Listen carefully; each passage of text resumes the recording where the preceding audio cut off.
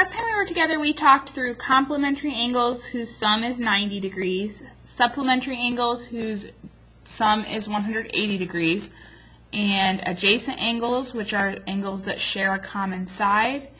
And we also talked about vertical angles, so when two lines intersect, the angles that are opposite of one another are also congruent, and they're called vertical angles. Today we're going to continue on with some more angle knowledge and some problem solving with what we know already. So we're going to first talk about how to label or name angles.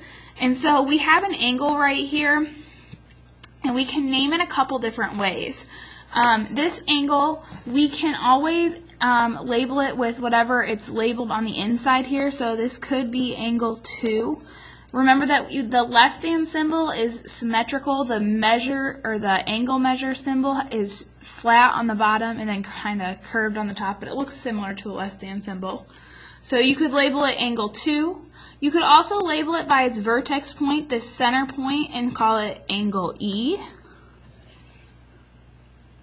You could also call this angle DEF. So if you go in, you have to make sure you go in order so that the E is always in the center. Angle DEF to show that that's how the order that this angle goes in. Or you could label it angle FED. Notice that when I label it with 3 letters, the E is always in the middle because it's the vertex point. It's the middle point between the two, and so it's super duper important that we do get those letters in order when we name our angles. So we can name this angle 4 different ways. It's also asking us over here to name 3 angles shown. So we see this angle, and the first 2 I think that we tend to pick out pretty easily. Angle ADB.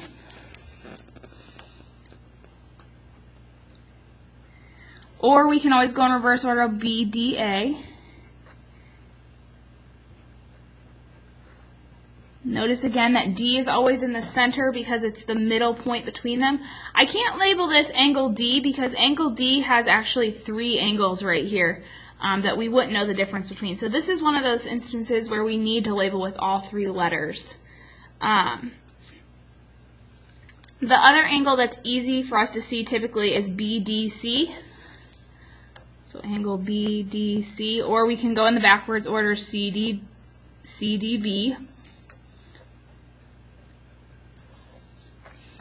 The last one sometimes takes a little bit of out of the box thinking or a second to realize that there's another angle that's even bigger here. There's a 90-degree angle. There's a right angle, ADC. So angle ADC. We could also write that as CDA if we wanted to go in backwards order. The most important part is that D is in the middle of all of these because it's the middle point for all of those angles. Why is it not okay to call any of these angles angle D? Well, that's what I was trying to explain here. Here, E was the only angle shown, and 2 was the only angle shown. So to say angle 2 or angle E was fine. Here, angle D could mean this angle, or this whole big 90-degree angle. And so that's why we can't just say angle D.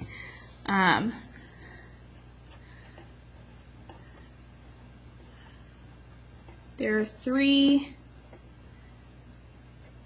different angles there. So the triangle angle sum theorem, you may or may not know this, and you may not know it by name, but most of you will know that angles in a triangle add up to be 180. The formal math name for that is the triangle angle sum theorem. And it says that angles in a triangle add up to be 180 degrees.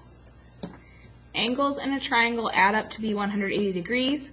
So if we find the missing angle measure in this triangle here, we can say that 65 plus, we can add 65 and 57. We know that together those make up 122 degrees. To find the missing one, we can do 180 minus 122, the angles that we already have accounted for. and you can use a calculator if you have one handy as well, to get the missing angle measure of 58 degrees. Don't forget to label with that little degree marker when you're doing that. So this is just some basic general angle knowledge that we're going to use as we work on writing and solving equations and some multi-step problem solving, finding missing angle measures in the next couple videos.